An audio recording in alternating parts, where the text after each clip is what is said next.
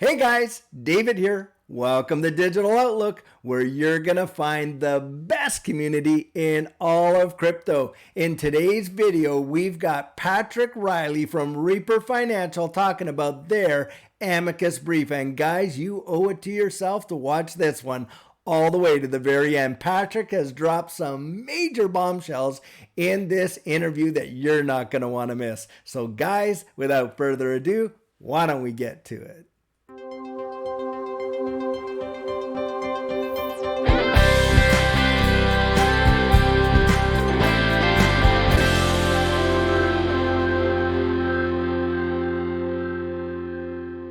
So guys, I have with us today Patrick Riley from Reaper Financial. Now, Patrick has a very illustrious career. He was a 15-year combat medic veteran, and this guy's got a proven track record for his service and his leadership.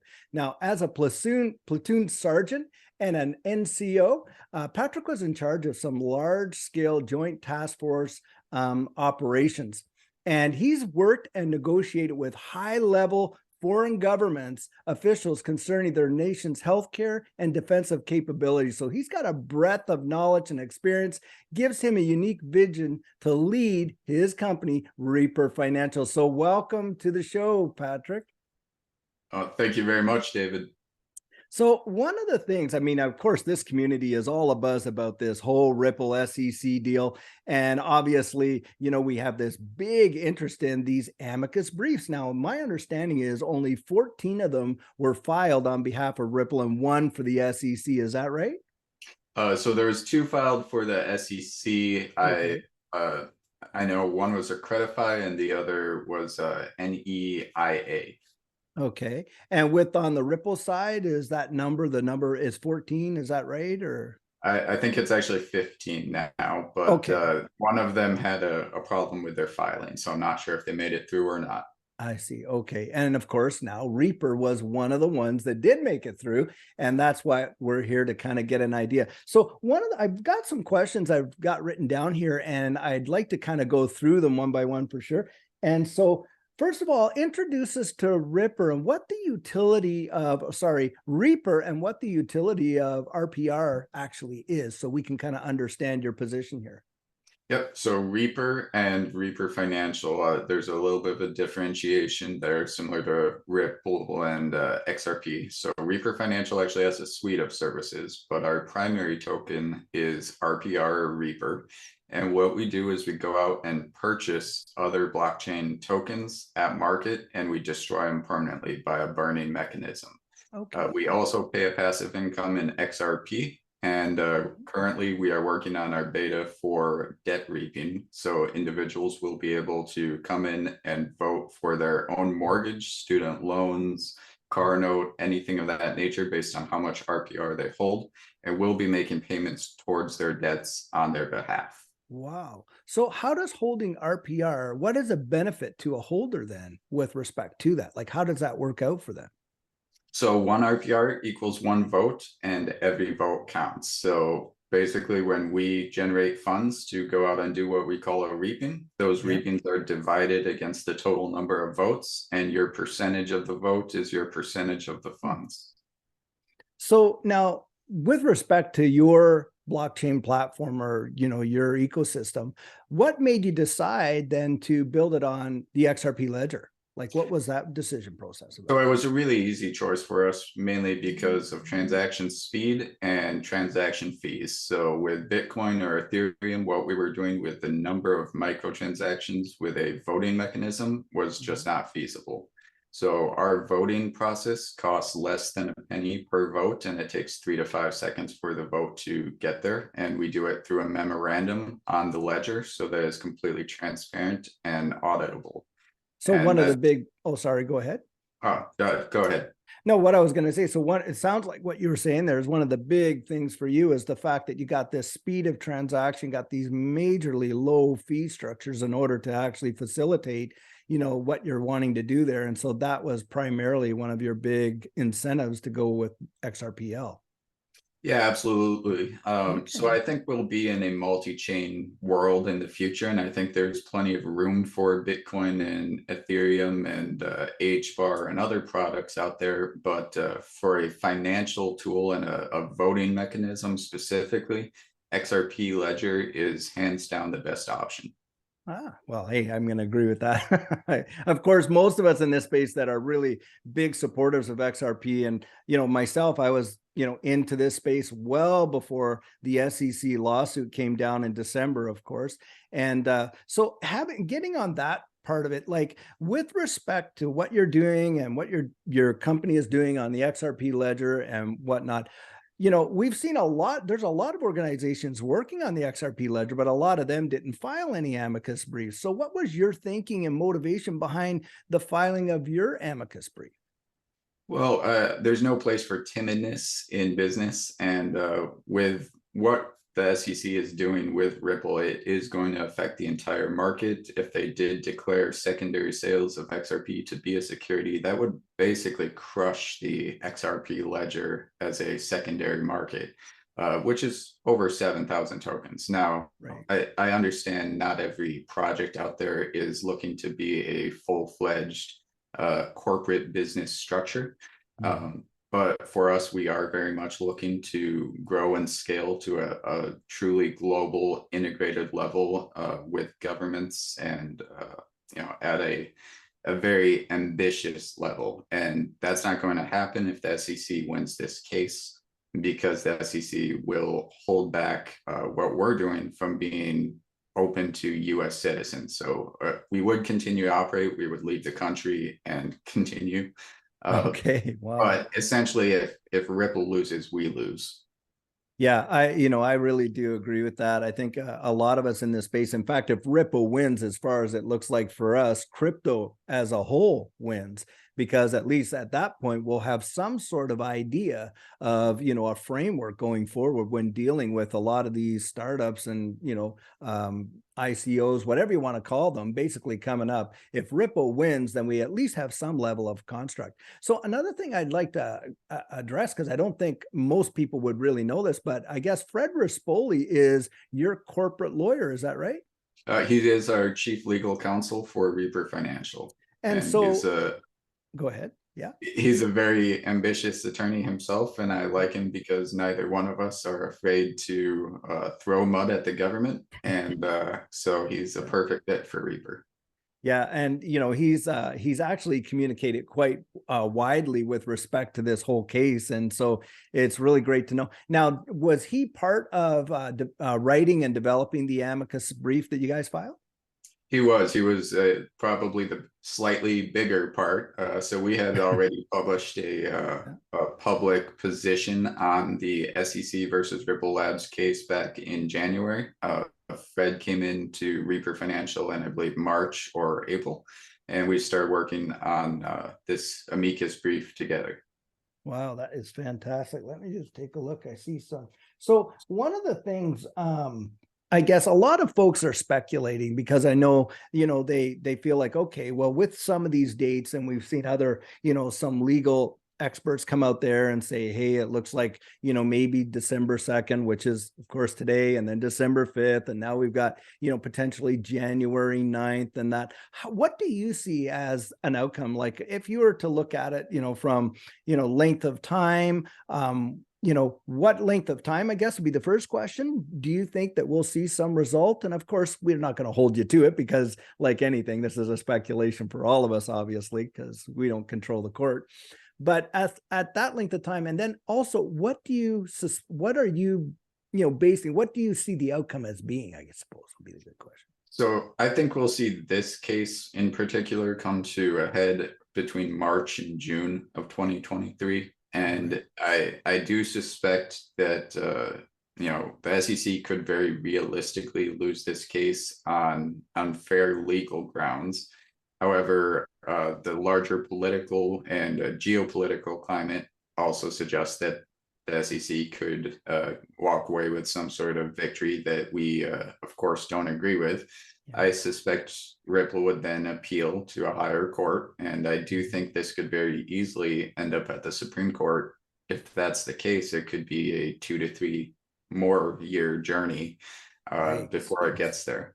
Yeah, that would be really, I think a lot of us would be so down in the dumps. It'd be quite a big heavy to see it go that far, obviously. Now, as far as like what would happen in the event, like, so let's say, for instance, the SEC does win against, Ripple, and in the sense that they get their fine, is it at all possible that they could win against Ripple and say, okay, well, at this point here, within this, part here, XRP was acting as a security, but these aftermarket sales of XRP wouldn't be classified as security? Or do you think that it would just be an all or nothing? I think the SEC has really put all their eggs in one basket in this case, and they're standing. They're definitely standing on thin ice with the judges, with Judge Torres, Judge Netburn, where I feel that the SEC could genuinely lose all of it at once. I don't think they'll win all of it at once. A hands down win for the SEC would be slapped by an appeals court very, very quickly.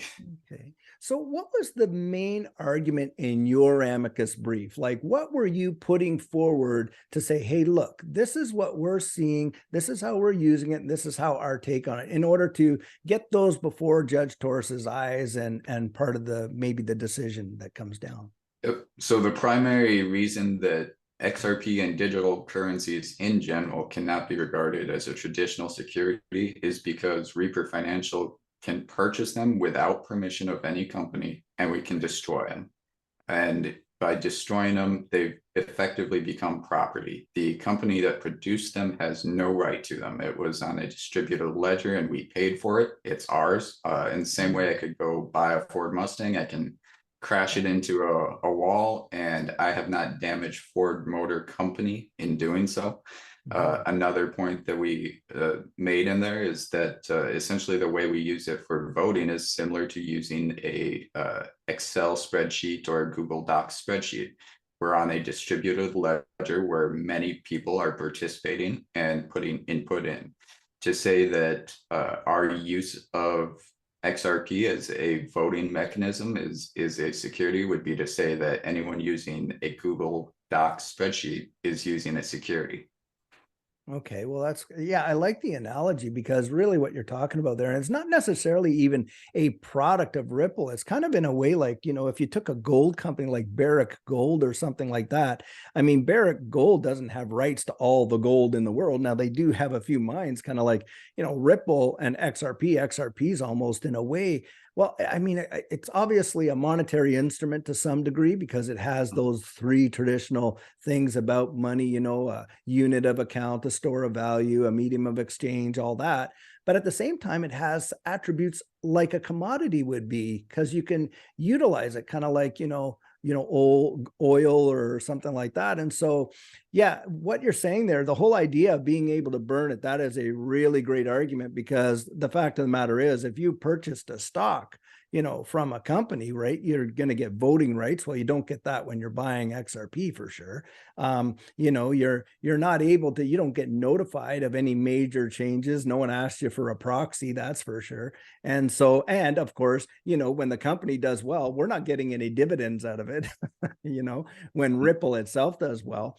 But the fact is even with a stock, like you just, you don't have the right to go out and burn it. You could sell it or whatever, but there's no way that you can make it so that it no longer exists. And I think that is a really big argument, and one I think that a lot of people probably have not thought of. So that was actually quite great to put that one out there. And so one of the other things, now you're talking about your debt reaping, and I really want you to be able to explain how that would work, because obviously you're using the XRP ledger to, propagate this business model. And obviously that's your argument before the court. So how does debt reaping truly work? And do you have any other type tokens that you use when you're dealing with your ecosystem? So debt reaping is going to work by essentially allowing the user to log in with their self-custody wallet, the XUMM wallet. And when they log into our app on our website, we're going to be able to tie their wallet address to their KYC, and they're going to be able to log in through the Plaid plugin into their bank account. Now, what that does is it pulls all that data from the bank account, the liabilities, the checking, savings, etc. All of that information comes over to us, and we can see what is a debtor account or a liability, and you'll be able to vote towards it. So basically, that creates for us a CSV file of payments to accounts. And then we put that through a payment processor, which will be Circle with USDC, and that will be paid out to each debtor account. Okay. Now, when you guys talk about burning it, so you actually burn and destroy XRP itself. So we burn and destroy XRPL tokens. We can burn and destroy XRP. We haven't officially begun doing XRP itself yet. The only reason being our own price is not at a high enough margin that it would make sense to do so. I see. Okay. Okay. So Reaper Financial actually is a holder of XRP itself. Is that right? Or we are. Okay. Okay. Now, hey, what's your personal view? Like, how long have you been involved in this space before Reaper came along? Like, what was your history with this digital asset space? So I came in back in 2014. Initially, I had a Shelby GT500 that was, my deployment car, and I sold it so I could go and buy a couple Bitcoin mining machines when I was getting into it. And I saw the first two bear and bull markets, and I saw the third one coming. So 2017, I kind of wrote it up. I didn't do as well as I could have. I sold my Litecoin right before it shot from 120 up to 350, and I was in a couple rug pulls that didn't go so well for me, and I started thinking about problem sets and solutions, and how do we solve those volatilities? How do we solve those rug pulls? And so that's when Reaper was really born.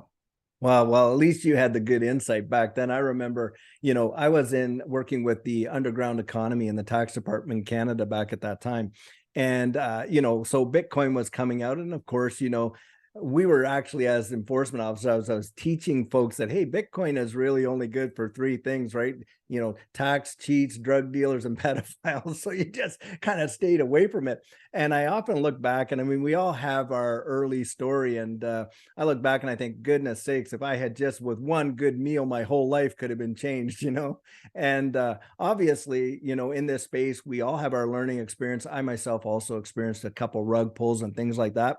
But, it's the whole once bitten, twice shy deal. You just kind of get educated and you learn a little more about how to kind of navigate this space. But what you've done here and how you've translated your experience into, okay, well, this is what I experienced. How can I turn around and change and build that into actually something that benefits this broader community? It's quite amazing. So now, with respect to individuals, the voting process for Reaper, now you said that, hey, if you're your Reaper token, obviously it's a one-to-one deal. So you're going to go out there. Now, what is the mechanism for folks in their personal debt? Do they just kind of submit something to Reaper Financial, then the whole community kind of votes on it, and then that's how it's taken care of? If you can kind of give some clarity on that, or?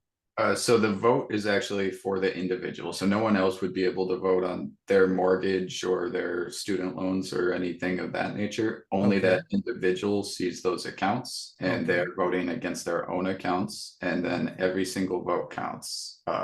So if you vote 1 million Reaper towards your mortgage, and I vote 1 million towards mine, we both get 50% of the funds.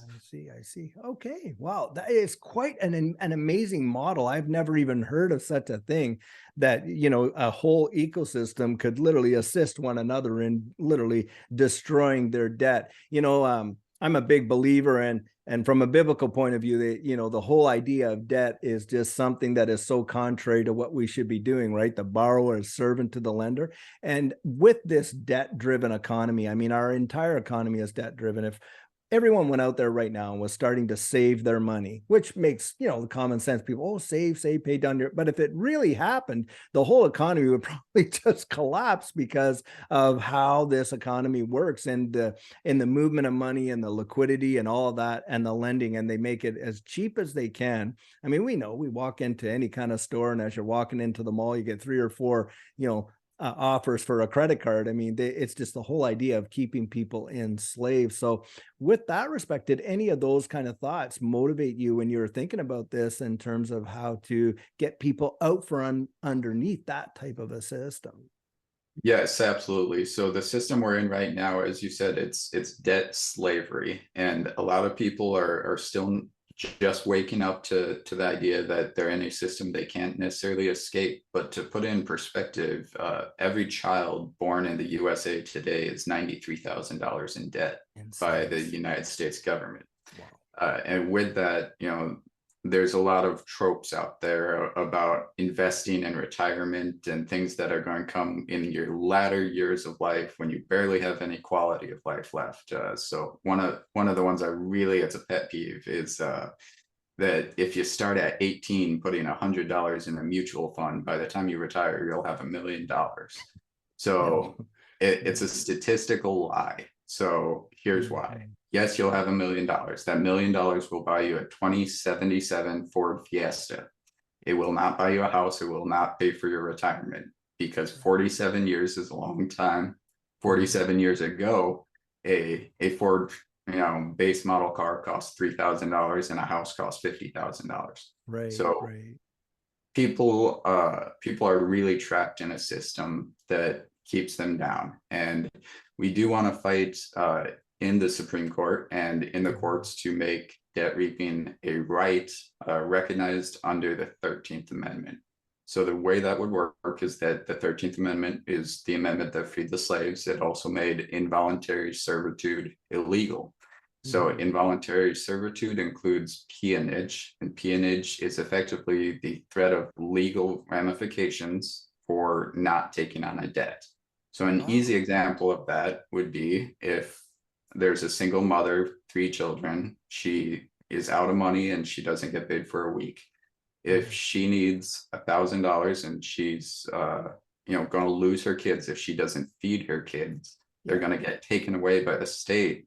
She has no choice but to go to a predatory lender and take out a payday loan at 150%. Yeah, insane. So that's what we're trying to fix.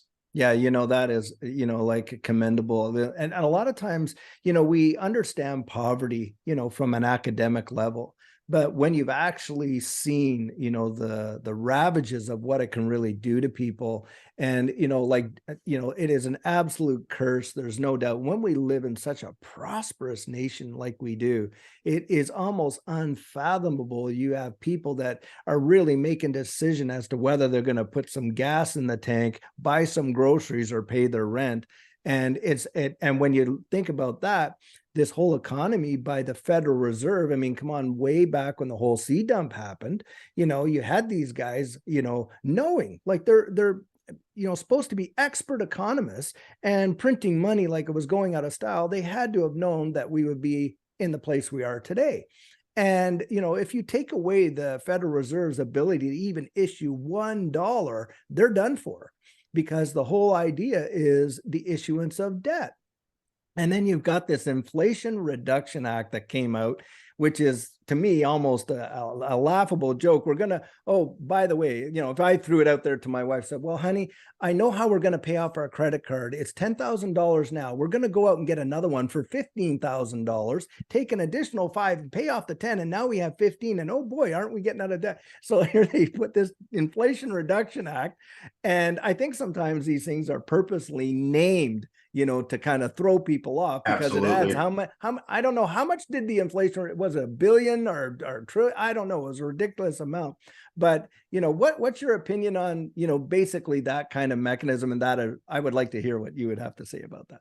Yeah, I completely agree that they intentionally mislead people. There'll be an act out there called Save the Puppies, but really it's going to put people to death or whatever it may be. So Yeah. I'm very big on trying to fix the socioeconomic problems that are rampant, not just in the US, but Right. globally. Mm-hmm. And if we look at recidivism rates and we look at actually death row inmates, more than 80% of inmates on death row come from single parent households that were economically in the lowest income bracket. Right, right. So the fact that we have the most people in the world imprisoned in the United States per capita of any country is just beyond unacceptable for what we are supposed to be as a society. And America itself, it's actually funny because I was pitching a Secretary of State for a blockchain voting mechanism yesterday, Mhm. and America itself is founded as a decentralized organization. Right, right. The distribution of powers across the states and the counties. So blockchain and decentralization is the right way. It's the American way, and it's what we're going to push for. Hey, that's fantastic. And I like the fact that you brought into psychology of the socioeconomic model because you have a degree in forensic psychology, which we didn't mention. So you're speaking from a point of expertise, not just, an off the cuff opinion. And I'm sure that you've seen some statistical information and data points that most people haven't looked at so that you can offer that opinion with some level of expertise behind it. And, even from, the fact that this is a Judeo-Christian nation, one of the things that was paramount back in that type of economy is a debt jubilee, where basically after a certain period of time, if there were debts, there was this wiping out of those debts and a resetting of things so that, you didn't watch just a few people at the very top owning absolutely everything and everybody else being in servitude to this upper echelon in society. And so that had to do with the land ownership and all kinds of other things. And I'm just wondering, are you familiar with that concept of that debt jubilee? Or So I'm familiar with the concept. I don't know that it would apply or work in modern times, right? but I will say that the Fed's propensity and the government's propensity to print money and inflate the economy end over end, it's pure hubris. And it's the same hubris that we see in the digital economy. That's why we're Mhm. purchasing and destroying these assets. And for anyone that's wondering, hubris is basically an affront to God's laws. Mhm. So, by God's laws, things in the universe must die. Money Mhm. cannot be infinitely printed, tokens cannot be infinitely printed. Right. And with XRP itself, I mean, they've capped it at what, 100 billion. And in Yep. fact, as for every transaction, so many drops. And I think there's a million drops for one XRP, I believe, but so many of those are burned or destroyed in each transaction. So it's almost like a deflationary type of mechanism that they built right into it. And because there's at this point, we don't even ever see that there'll be ever any more. I mean, I suppose Ripple could go out and they could, like with Stellar burned half of their supply. They were at one time 100 billion, burnt it down, I think, to about 50 billion.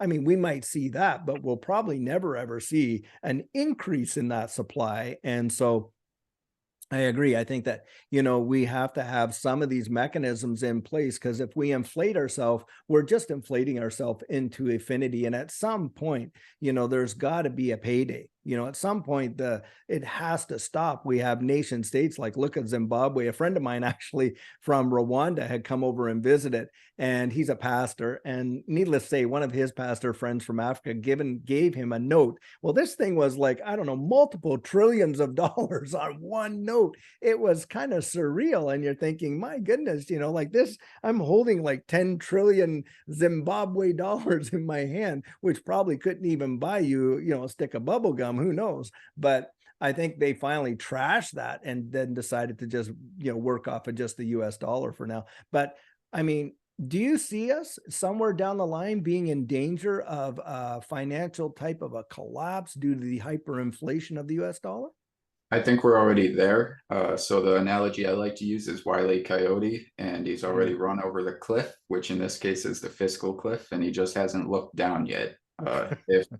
If at any point the American people know that there's nothing beneath them that's holding them up, Mhm. this could all come crashing down. What do you think life would look like in the United States under that scenario? I think it would be very much like post-Soviet Union Russia, in which the different Russian states collapsed and separated and started forming their own governments, but they were all quite poor. Even though the economic engine was still there for Russia to return somewhat to its previous strength, it took a good 20-25 years, and they're still not fully recovered. Right. So, I mean, in that event, we're talking about something like the Great Depression or even worse, potentially, if that really happen. Do you think that with the issuance, and I guess this is something to talk about, just to get your thoughts on central bank digital currency. And, I mean, the big question right now with these CBDCs is, will they be tied to some sort of a social credit system that will reward various behaviors and punish other various behaviors, and plus put monetary controls in place so that it becomes almost impossible to truly save, because they could turn around and say, okay, you got to spend so much by such and such a date, or otherwise it's going to be, unavailable for you to use. What's your ideas and thoughts on the US, issuing and developing a central bank digital currency? So the CBDC is coming, whether we want it or not. I It agree with you will there. come. Yep. So that's not a tinfoil hat thing. It's been Nope. put out You're in right. executive orders. They're trying a trial in New York actually this month. So we're going to see it.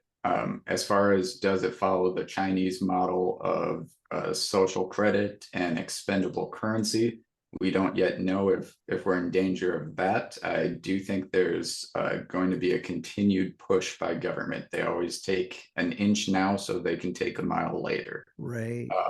So I have had this discussion with a couple different state governments, specifically in the red states, about potentially moving for state banks, state central banks, in a move Okay. from where we're at to CBDCs.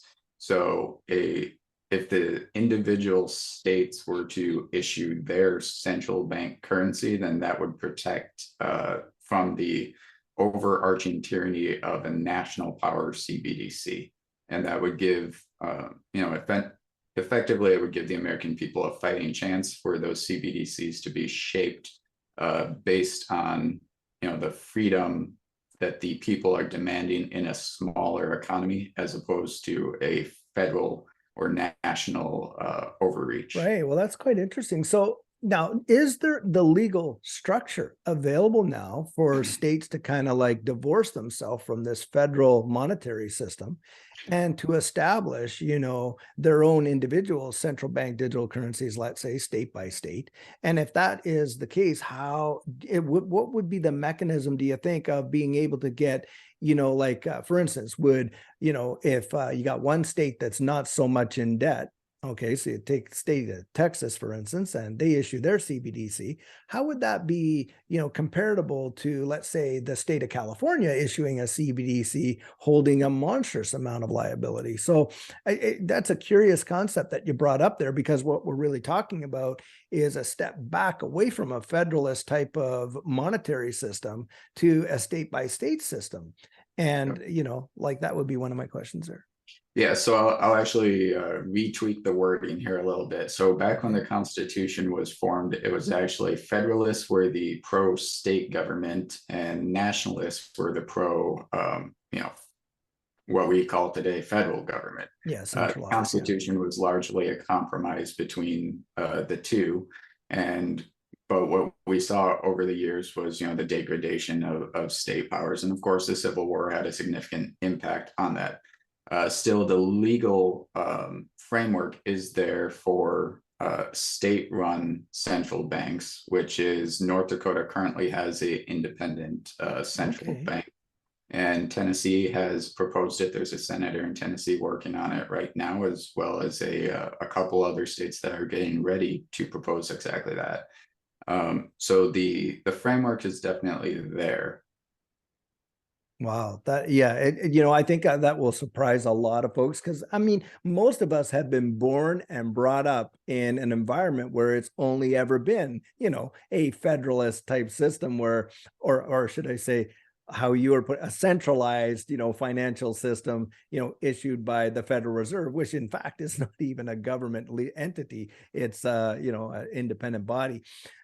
So another question that I would have has to do with the whole idea of lobbying with these governments. So you've mentioned that you've gone out there, you've contacted state officials at various state levels. I'm sure you've talked with some federal officials as well.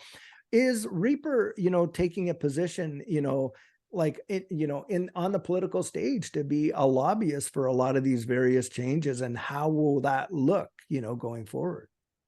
Yes, we are openly partnered with the American Blockchain Pact, and we are talking to state and local government. We're not necessarily looking to influence what would otherwise be considered political outcomes. We're looking to Right. influence blockchain outcomes. So blockchain is going to happen. It's here to stay, just like the internet back in the 90s, the early 90s is roughly where we're at right now. And there's going to be regulation and there's going to be Yes. development. So Right. one of the things we're working with states on is, and local counties, is blockchain voting. So effectively, we Excellent. want to bring blockchain voting implements to the local legislators and the counties, and then eventually up to the national level. It's going to happen. There will be popular demand for it sooner or later. The question is who builds it and who runs the system. We want to build it because we want it to be built correctly. We want it to be decentralized and in a way that it can't be manipulated. Well, that is, I mean, obviously the immutability factors that are available in distributed ledger technology would work perfectly with a voting system, I think, because obviously the impossibility of tampering is huge. But and that also is, when we say we're dealing with a trustless system, is because we're not having to trust one another. We can trust the technology because of the attributes that go with it. So that would be absolutely fantastic. I guess for me, I would be interested to know, and this might tie into the whole central bank digital currency and the digital ID space, how folks would register to vote on a blockchain system like that, because of course you're going to start out with some level of KYC, I would imagine. And it may work, it could potentially work through the registration of a central bank digital currency, perhaps a digital ID. What are your thoughts on that part? Sure, you know what? I'll show you a PowerPoint slide if I can Oh, share my that would be screen. perfect. Absolutely. Let me just make sure that you've got that capacity. I think we do. And I'm just going to say, yeah, there. Now try it now and see if that works for you. Okay. All right, so I'm going to back this up to the beginning. All right, so first, we're already doing it. We've done 23 different blockchain votes for Reaper to date this year. Yeah. America was founded as a blockchain society, but I want to show y'all something else. So social security numbers are Yes, sir. already coded. Birth certificates are coded on a barcode. ID cards for a driver's license are coded. Your voter's registration, your bank account routing number, your business registrations.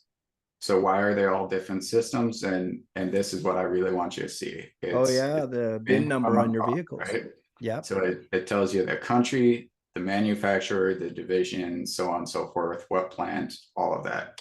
So this is what blockchain voting needs to look like. And the reason I'm not afraid to show this, despite not having yet fully developed a system, is because I don't care if it's me that develops it or someone else. It needs to be done correctly.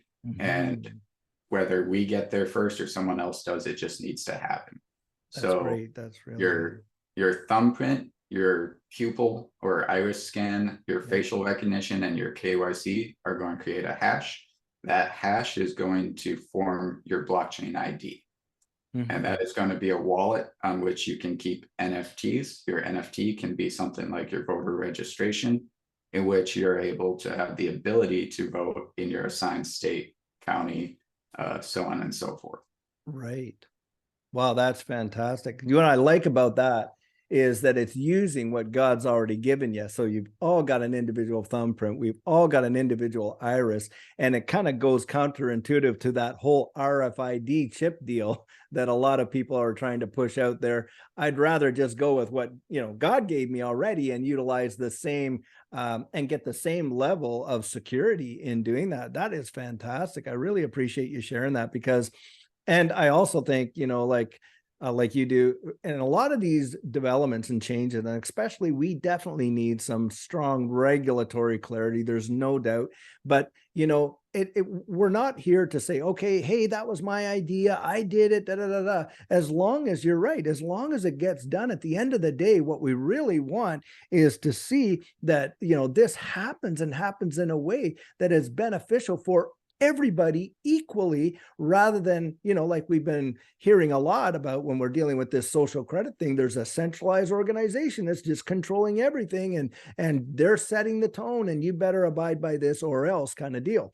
But what you're proposing here seems to be a very equitable way in which everybody can have that level of security and know that, hey, you don't show up to the voting station and find out, hey, you already voted, which, by the way, my sister-in-law, that happened to her. So I know that stuff really does go on. She's like, what do you mean I already voted? And they would not allow her to vote, which is a crazy, kind of thing. But it does happen for sure.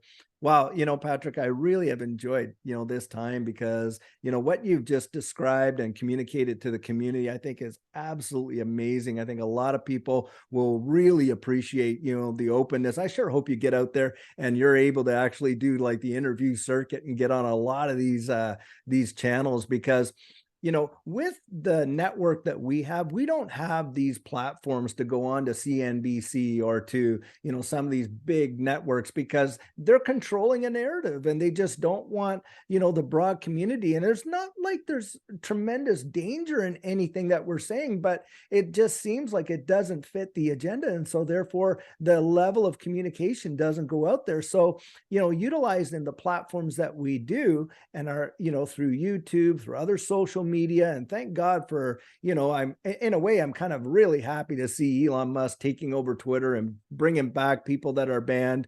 And, look, when did America become afraid of debate?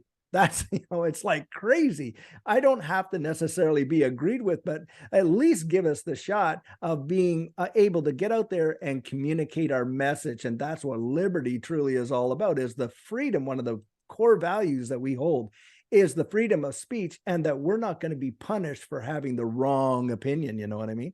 So I just want to say thank you. I really value the time that we've had on this program. Is there anything last things you would like to share before we wind this one up? I'll just wrap it up by saying that a centralized authority like the SEC is fundamentally unfit to regulate a decentralized economy. And what we're going to be releasing actually tomorrow is the Blockchain Leadership Oversight Council. And that is going to be a constitution framework for decentralized regulatory guidance for the community. So I would just love to have more input on that, more feedback, and we'll have a bug bounty program on that. Essentially, if you can tell us a rug pull that would have met our standards, we will fix our standards and give you a reward. Now, is there a way that people can reach out and get more information on that? Do you have like an email or a website that they can go to find out more? The website is block.foundation, BLOC.foundation. Okay. Wow. That is fantastic. Hey, I just want to say again, thanks so much. It's been really great. And hopefully we can get you on later on some other time. And All right. be Thank you, blessed, David. by the way. Take care. Wow, guys, that was an amazing interview. Patrick just laid out some fantastic information for the entire XRP community. It was truly something else. Now, before you go, I just want to remind everybody that we recently opened up a Discord, and it is a fantastic place to get out there, meet with like-minded individuals, and discuss all your thoughts, opinions, ideas, and everything else about this digital asset space. And the link is right down there in the description, and it's absolutely free.